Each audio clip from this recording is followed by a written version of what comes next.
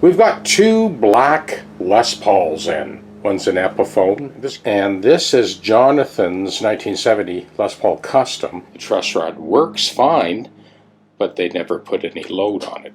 This was one of the fretless wonders that you've heard tell about.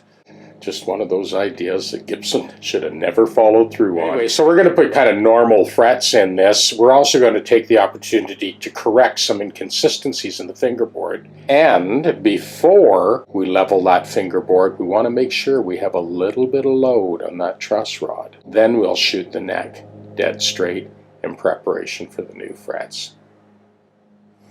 So those little plastic nibs will be gone. In an instance like this, where you're correcting the length of the fingerboard and doing a complete refret, you're definitely going to lose those things. You don't want these little plastic nibs to be in control of the eventual destiny of the lay of the neck. You want complete control. So these are going to go, and if any of you that have been watching my channel have probably seen the last couple of 120th anniversary Gibson Les Pauls made in the US that do not have the nibs. So yeah, I think they're a very cool thing, but they can't stand in the way of making the lay of the neck perfect for perfect playability. So we're going to start by brushing those down very lightly. And the Gibson Les Paul has actual mother of pearl inlay blocks, whereas the Epiphone has the plastic pearloid. Now Gibson used this too. It's real mother of pearl in the Les Paul Custom. I'm starting with 180 grit and just very gently kind of brushing those plastic protrusions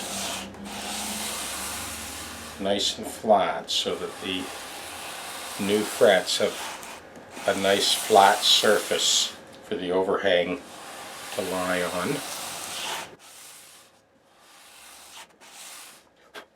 Other side, same thing.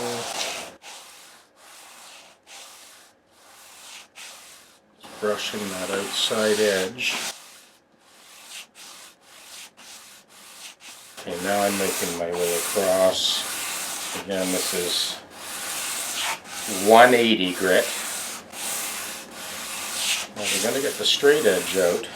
We're going to load that truss rod and then check the center of the neck to see how this neck reacts.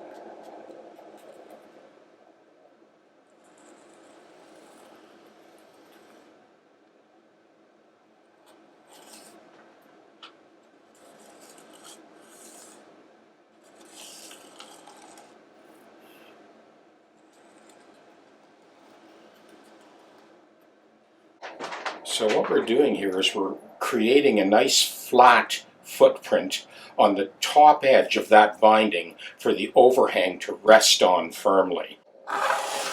Every trace of those nibs is now gone, and we just want to guarantee that we get a nice, like I said, a nice flat footprint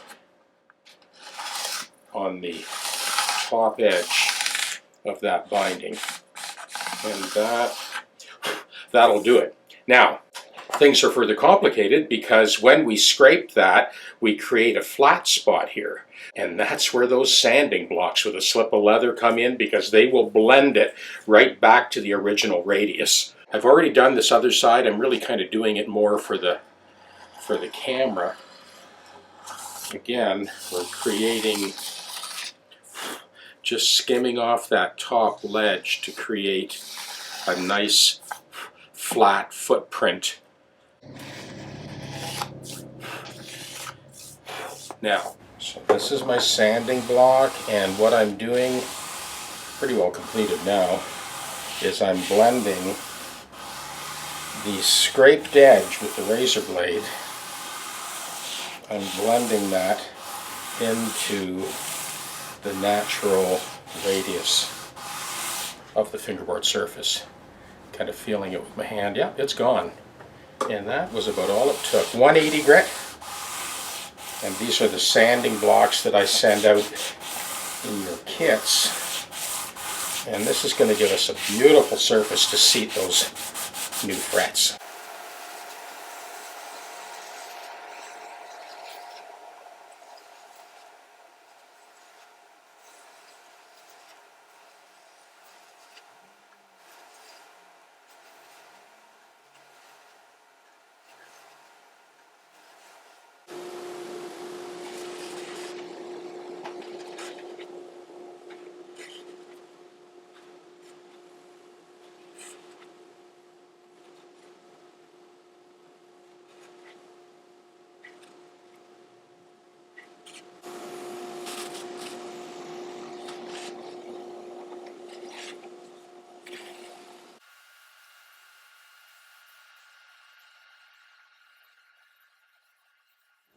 So we're finishing up with a 600 grit, and it's more just to polish the pearl. We'll just vacuum up the residual dust, and then we'll be ready to put new frets in. Those faint finger wear marks are gone now from the fingerboard. That's all it took. Did not change the radius. So 51/100 is the tolerance that we're going for.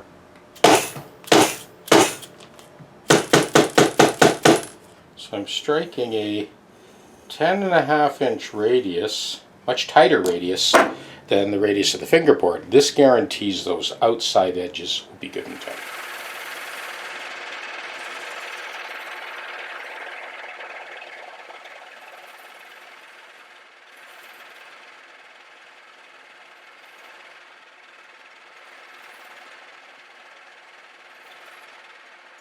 You know, I have had several students over the years lend me one of these things, and I never kind of really bothered with it, but I find now that, well, because I have several Gibson guitars for refret, this is pretty handy, I got to admit. Sort of old dog, new trick. And I know lots of people, my students included, have been using these things for years. And I guess maybe as I got a little older and my fingers got a little stiffer, this is really making sense. Anyway, I love the thing. It's a fella from, I believe, from Australia that made it. And it wasn't very expensive. Anyway, it works like a charm.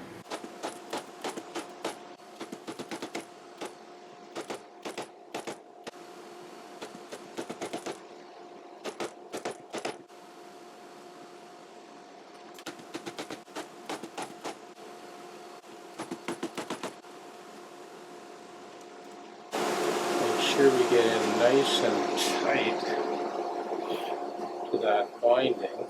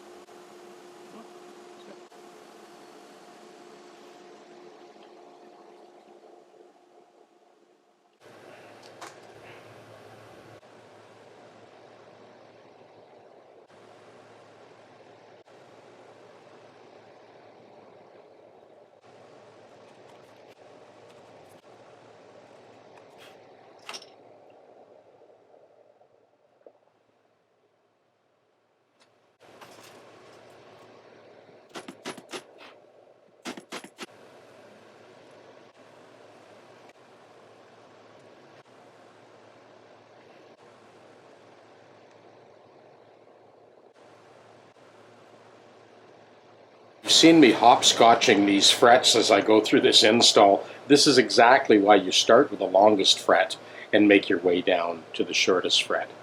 I just blew that one and cut it too short, but it will work perfectly right here.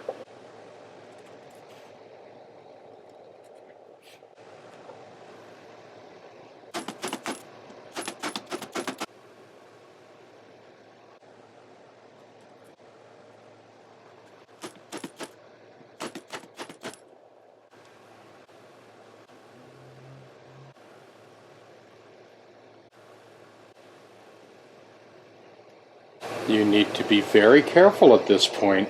That tang is actually too long. If I drive that fret in right now, it'll push the binding off.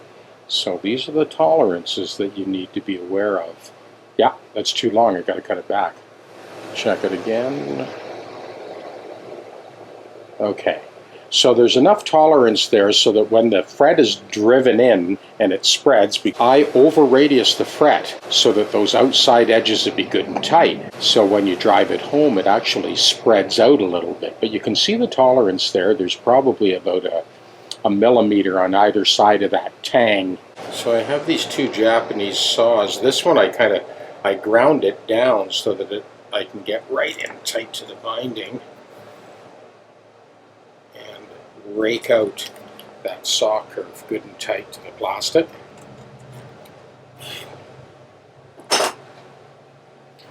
So you can see that this type of fret job is way more labor intensive than just doing a, rosewood fingerboard, no binding.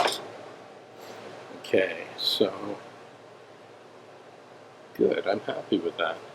So we're going to trim that back and bevel the edge and buff it out.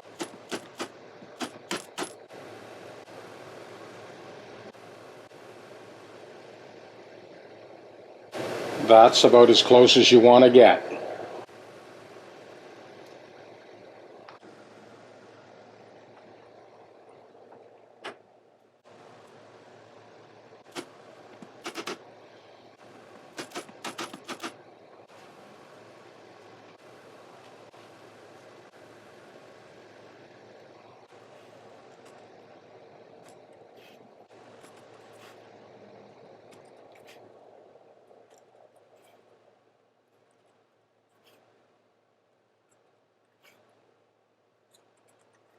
We'll move that up to the second position.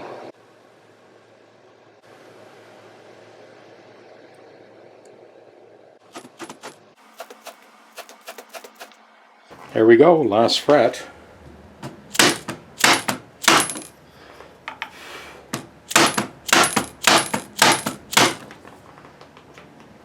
What you see here is my rough length.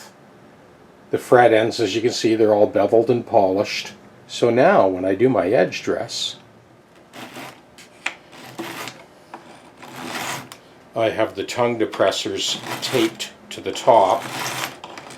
So with the next set on this Les Paul, it doesn't leave me a lot of room here, but there is just enough. I tilt that file ever so slightly, and I'm bringing those fret ends in flush with the binding. And as you can hear, there's very little resistance to that file. And if you look back at those last couple of 120th anniversary Les Pauls, you'll see that that is the sort of tolerance that we're aiming for. I'm starting at the top end, backing up, overlapping my file strokes as I go, and then gradually making my way back towards the nut.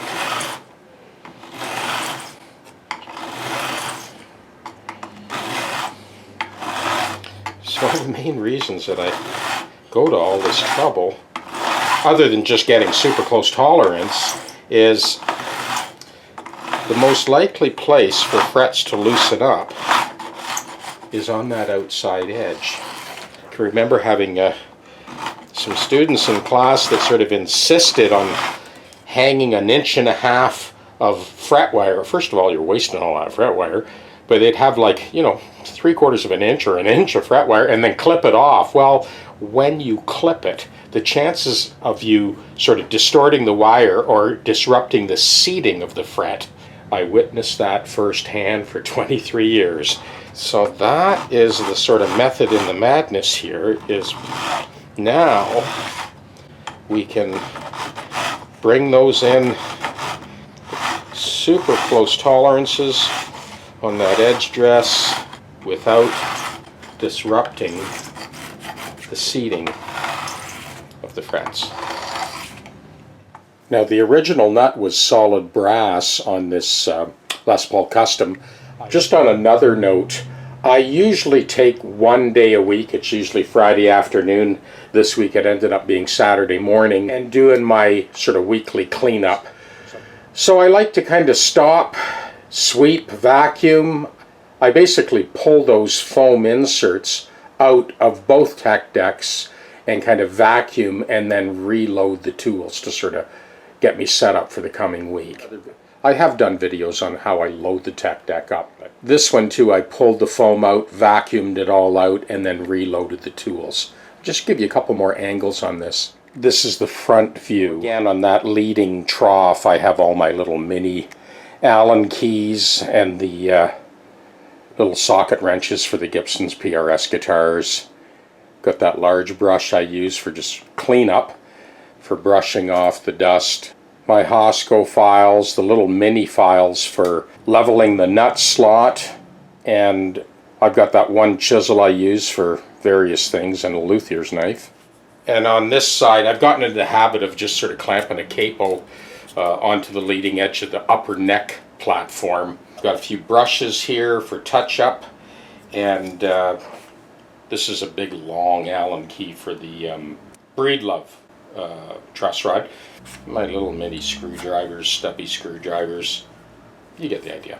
On the bench, I've got a couple of these plastic containers that I picked up at the local surplus store. I think they were 99 cents. I got some Velcro on the bottom of that one is Velcroed to the bench. These ones are loose. I have my little leather padded tongue depressors that I can wrap sandpaper around, and my pencils. What have I got here? I've gotten into the habit now, you'll see when I'm doing these compensated nuts, when I put my little brass shim stock protector ahead of the nut, I reach under the strings and flatten out the masking tape. You'll see this a little later in the video. I've got a bunch of different radiuses for different radius fingerboards. So with this TechDeck, I've got that high density foam, I've got my vernier calipers, I've got my fret leveling file, and then a selection of very small drill bits.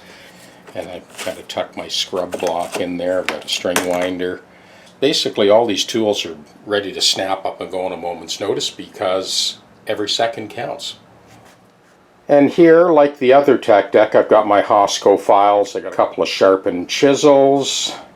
On the other side, I've got my collection of feeler gauges. I've got some razor blades. I've got some more radius gauges for different radiuses, or different radii.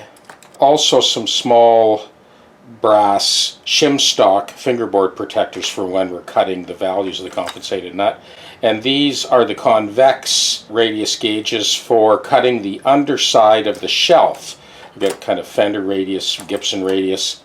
And here, much like the other TechDeck, this is the file I use for leveling the nut ledge. And then that's just a small round file.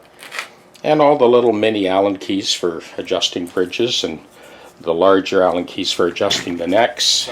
I've got cutouts in this high density foam for all of the sanding blocks, my straight edges, and I've got my auger file here.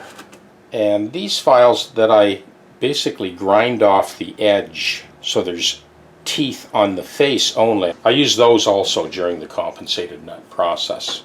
So we're going to start by measuring the thickness of that original blank, 196.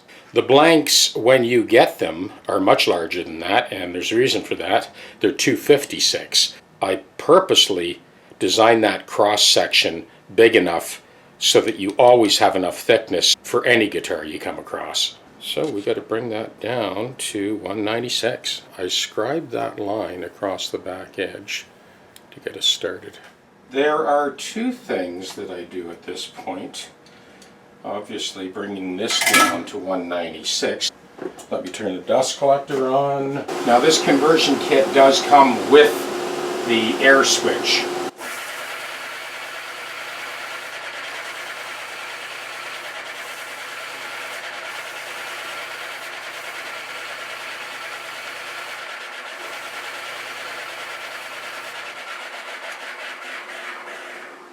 I have this Gibson radius gauge that I made up. So I'm going to radius that shelf right now.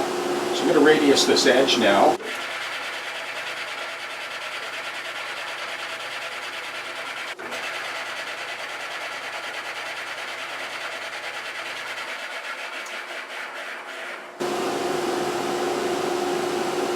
I can live with that. 209. 210. We want 196.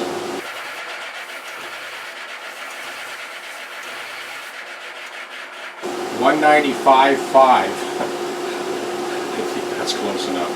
195. So at this point, I rake that inner edge to make sure it's nice and crisp. I also just touch up that inside with the file.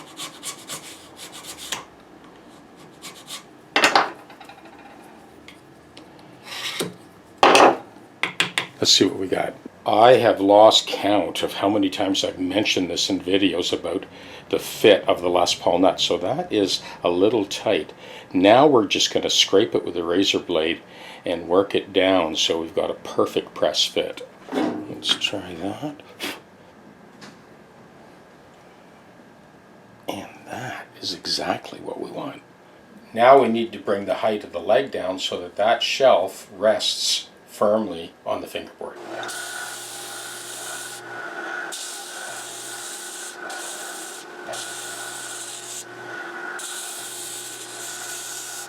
This is the fit that we're after.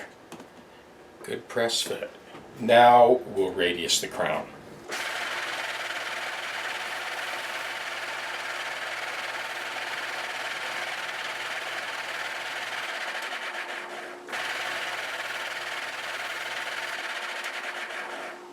You want to leave lots of thickness on that overhang so that you can line up the strings and cut the compensation.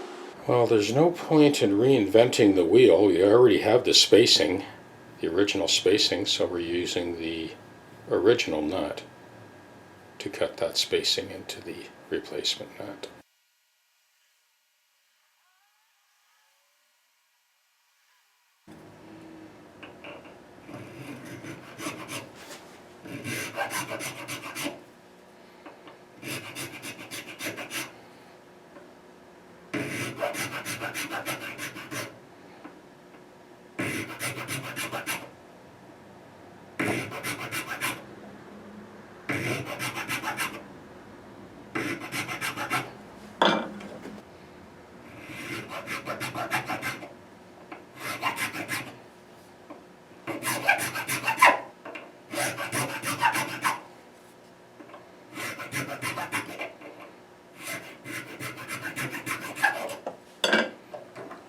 Well, we are approaching the moment of truth.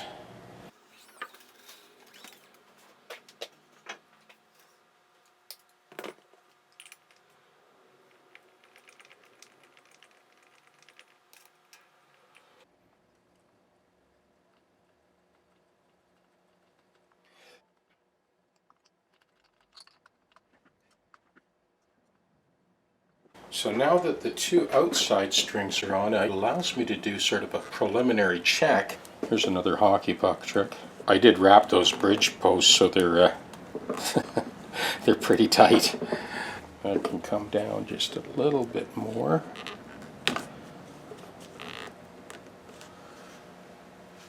And more still. With the two outside strings, I'm kind of checking the alignment of a few different things here. Bringing this up so that the string clears the back of the casting. It could come up just a little bit more.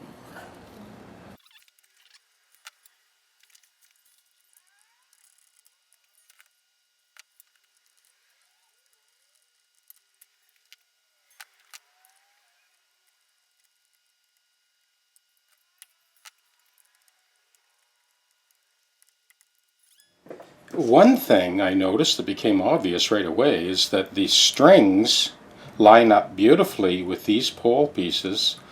Not with these ones though. But then again, these are the people that brought you the Fretless Wonder. I think Norland had bought out Gibson at that point, and their main shareholdings were, from what I remember, I think it was a beer, Milwaukee, or some Brewers Association or something. Hey, who knows? It could have been a bunch of drunken executives that made this decision. Normally, the spacing for the bridge pickup on the Les Paul Custom, the pole pieces are actually spread apart. Doesn't seem to be the case here, though. As far as functionality, it's really not going to make a difference because those pieces are more than close enough to pick up the signal to the string. It's just one of those, just a little bit of an irritation to see that on a guitar at this value. String spacing is completed. I'm going to round off the back of the nut, but I am not going to cut it to length until all the values have been cut and the job is completely done. So this is what we ended up with when I fretted the 12th fret note, tuned it to the tuner, and then played the corresponding open string. That's what we ended up with. These are the initial values that I'm going to cut, and then I'm going to come back and measure again.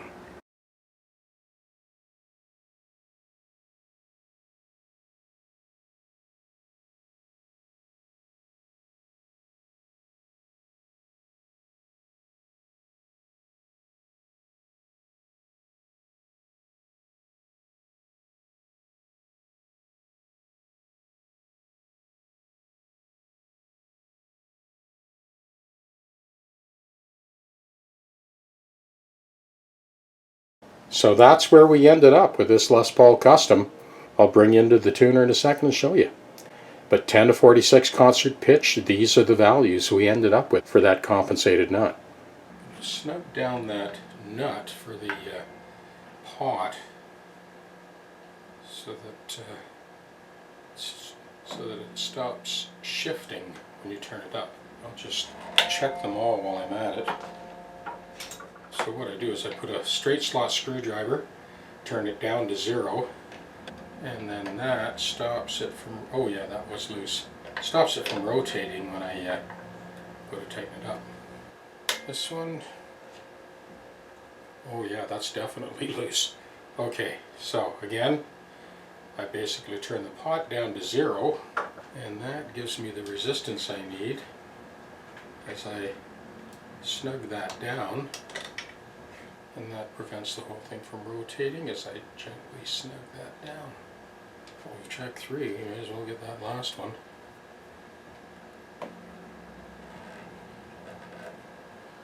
Same deal, counterclockwise. Don't over tighten. Well, that one's actually pretty snug. Good. Now I have to get into the back of these pots to spray them. So again, it's just the way I do it. Bring it up to chest level, and then that allows me to actually be able to turn the pot. And there's a little bit of grindy sounding. Good, that's better. That's all it needed. Check the other pickup. Good. And tone pot.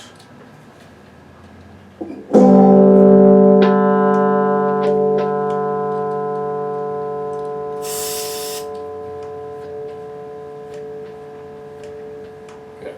And the other tone pot.